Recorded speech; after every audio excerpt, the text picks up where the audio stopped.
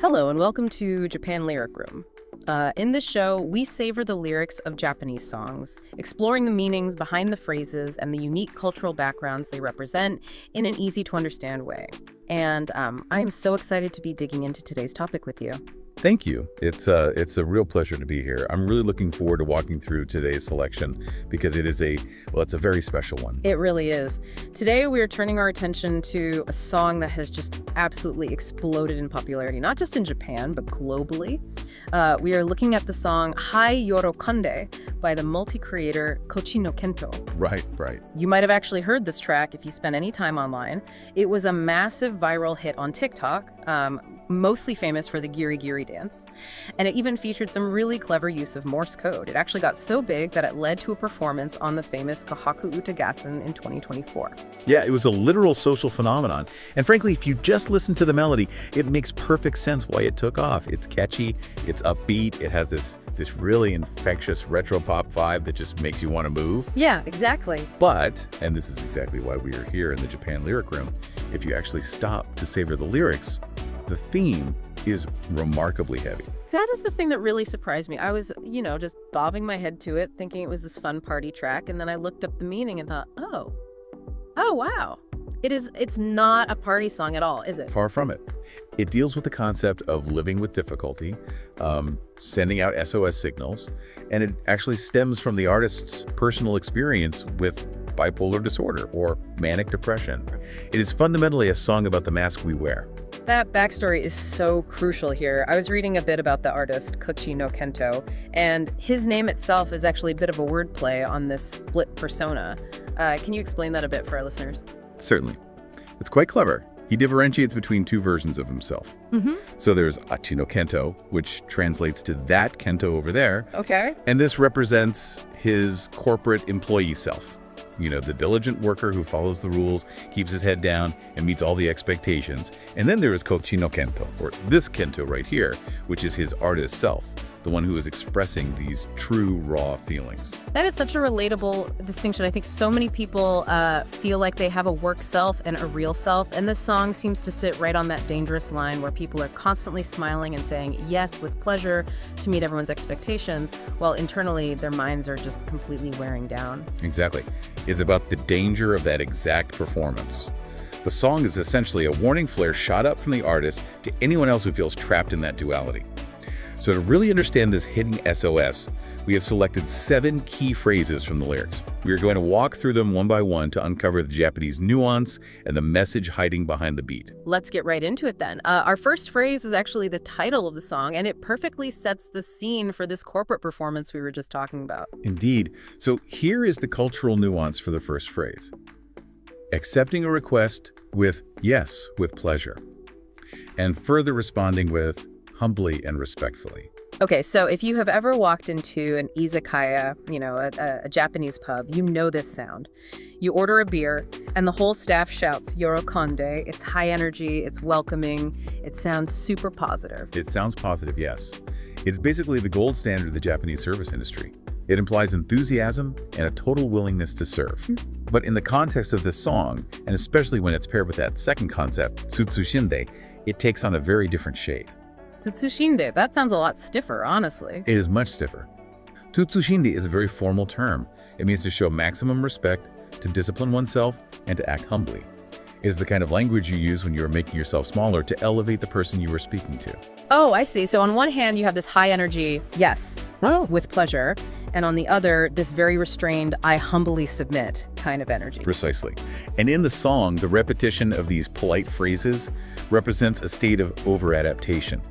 It's ironic. The character is maintaining this perfect business etiquette, saying exactly what a good member of society should say. But it's a mask.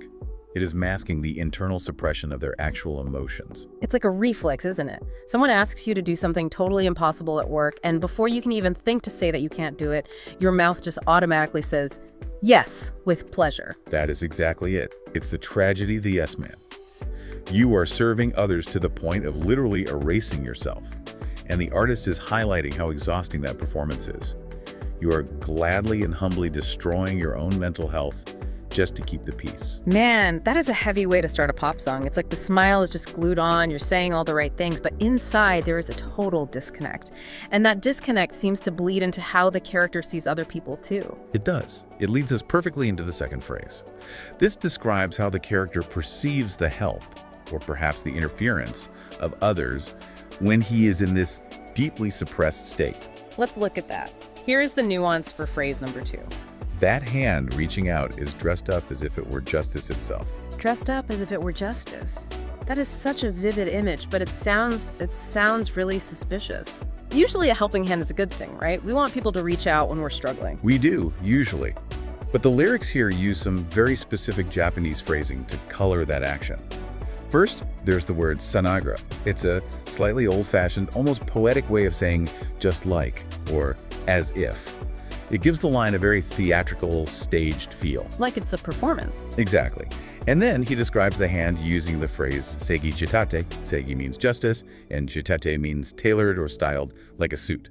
So the hand reaching out to you is justice styled. Justice styled. Wow, that sounds like unwanted advice packaged as goodwill. Like when someone says, I'm telling you this for your own good, but they're really just lecturing you. You have hit the nail on the head.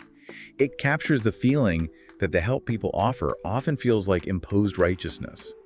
It's when someone tries to fix you because they believe it's the right thing to do according to their moral code, not because they actually understand what you need in that moment. That is such a crucial distinction for anyone struggling with their mental health.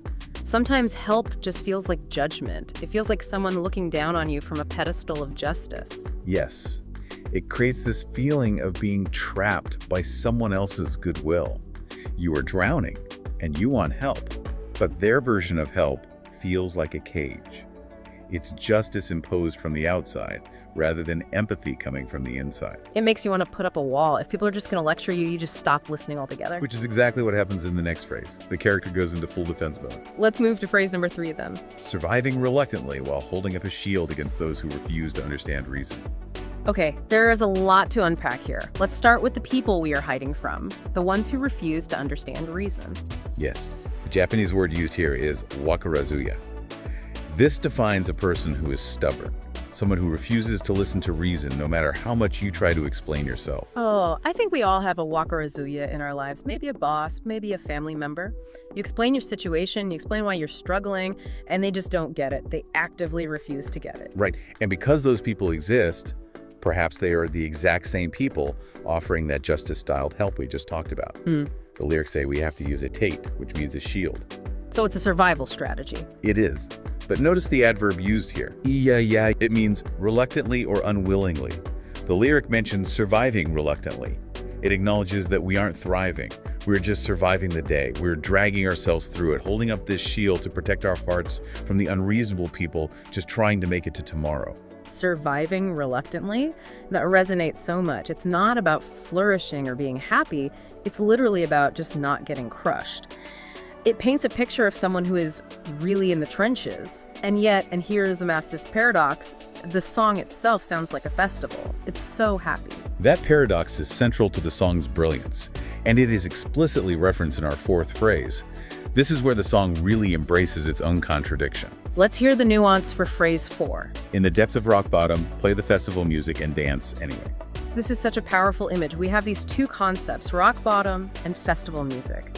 Can you explain the weight of the Japanese words used here? Certainly. The word for rock bottom here is naraku. It is originally a Buddhist term referring to hell, but in a modern context, or even a theatrical one, it refers to the absolute bottom, a dead-end situation where nothing more can be done. It's the abyss. So we are at rock bottom. Total despair. Yes. But the command in the lyrics is to play the ondo. Ondo is traditional Japanese festival dance music. Think of summer festivals, the Bon Odori, everyone dancing in a circle. It's communal, it's rhythmic, and it's celebratory. So we are in hell, and we are playing festival music. That is the key insight. The lyrics are saying, play the Naraku Ondo, the hell festival dance. Even in the depths of despair, let's dance. It is a form of supreme irony and, in a way, self-salvation. It reminds me of that idea that when things are so bad, all you can do is laugh, or in this case, dance. It's almost manic. It is a bit manic, yes. But it is also defiant. It's turning tragedy into comedy to cope. If you are stuck in Naraku, you might as well make it a party. It's a very desperate kind of joy, but it keeps you moving. That actually leads us to the most technical and I think the most emotional part of the song, the middle section, where things get very specific about how we signal for help while we are dancing in this hell. Yes. Phrase number 5. This is the core message of the song, and it uses a medical metaphor that is just brilliant. Let's hear the nuance. While your heart is still beating in its normal rhythm, referencing the 3 to 6 grids on an ECG sound, your SOS signal. Okay, the lyrics mention 3 to 6 grids. That is very specific. What are we looking at here? We are looking at an electrocardiogram, an ECG chart. You know, the paper with the jagged lines tracking a heartbeat. On those standard charts, a normal, healthy resting heart rate falls within a span of about 3 to 6 of the large grid squares. If it's outside that, you're in trouble. So the lyrics are referencing a medically healthy heartbeat. Yes, and right next to that reference to a healthy heart, we have the Morse code rhythm. The universal SOS. This comes directly from the author's experience with depression. The message is crucial. You must scream for help while your heart is still beating normally within those 3 to 6 grids. Wow, that hits hard, because usually we wait until we crash to ask for help. We wait until the heart stops, metaphorically speaking, or until we literally can't get out of bed anymore. Exactly. Kocchino Kento is saying that is too late. The SOS is the ultimate weapon for survival, but you have to use it before you completely break. You have to signal for help while you still look and sound like you're okay. That is such important advice. I think many people feel like they aren't sick enough to ask for help yet. They think, well, I'm still functioning, I'm still going to work, my heart is still beating, so I must be fine. And this song challenges that vividly. It says, no, that is exactly when you should sound the alarm. Don't wait for the flatline. This urgency brings us to the part of the song that everyone knows, the viral sensation part, the dance. Phrase number 6.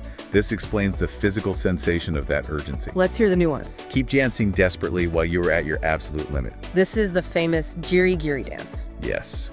Giri is a fascinating Japanese onomatopoeia. It represents the sound of grinding teeth, like when you are stressed or in pain, but it also describes a situation where you are at the very limit, with absolutely no margin for error, like a rope pulled so tight it is about to snap. So Giri isn't just living on the edge in a cool, adventurous way. It's grindingly close to the end. Correct. It implies a total lack of spare capacity. And the song commands us to dance in that state, to dance violently while having absolutely no mental or physical energy left. I can really see why this took off on TikTok. I mean, sure, the dance moves are fun, but the sentiment underneath it, I think a lot of people feel that. It's not just a fun dance, it's a cheer song for everyone who is barely hanging on. It's like saying, I'm exhausted, I'm at my limit, but look at me go. It validates that exhaustion perfectly. It says, I see you there at the edge, grinding your teeth. Keep moving. It turns that desperate struggle into a shared movement. It makes the solitary suffering communal. And finally, we have the resolution. The last phrase brings in a word that I think everyone knows, thanks to a certain animated lion movie, but it spins it in a totally new way. Indeed. Phrase number 7. Let's hear it. Come on, play the SOS signal, which is our no worries sound. So the lyrics use Hakuna Matata, which means no worries in Swahili. It does. But notice the twist the artist applies here. Usually people pretend they have no worries to appear strong to others. They say Hakuna Matata to hide their pain. Right. It's part of the mask we were talking about earlier, the whole I'm fine, no worries routine. But here, the artist links Hakuna Matata directly to the Morse code SOS signal. He is saying that the sound of Hakuna Matata is the sound of the SOS. That is a brilliant reversal. It is. The conclusion is that sending an SOS is the first step to truly having no worries. Admitting you need help isn't the opposite of being okay, it is the path to being okay. So the act of saying, I can't do this anymore, please help me, is the solution, not the weakness. Precisely. It's a complete reversal of thinking. The SOS is the sound of hope. It's saying that true peace of mind, true Hakuna Matata, only comes after you have been brave enough to send that signal. That is beautiful. It takes this fun, catchy, viral song and gives it such a profound purpose. It's not just about dancing, it's really about liberation. It really is a song of liberation. If we summarize what we've heard today, Kocchino Kento is encouraging us to take off that mask of, I'm fine. He wants us to stop just saying yes with pleasure, with a fake smile. He wants us to admit we are at our limit. And to do it courageously. I love that point about the ECG grids. The SOS is not a sign of weakness. It's a brave act performed while the heart still beats. It's about saving yourself before it's too late. It leaves me with a thought for you listening at home to ponder. What if the mask we wear isn't just hiding our pain from others, but hiding it from ourselves until we finally hear the music and realize we're dancing in Raku? It's definitely something to reflect on. It certainly adds a layer of depth to every step of that dance. Thank you so much for listening to us today. We have picked up various Japanese songs and updated our website with detailed explanations. If you want to savor the lyrics even more deeply, please check the website via the link in the description. If you enjoyed this show, please subscribe to or follow the channel. If you have any impressions or requests for songs you'd like us to cover, please let us know in the comments. See you next time. This was Japan Lyric Room.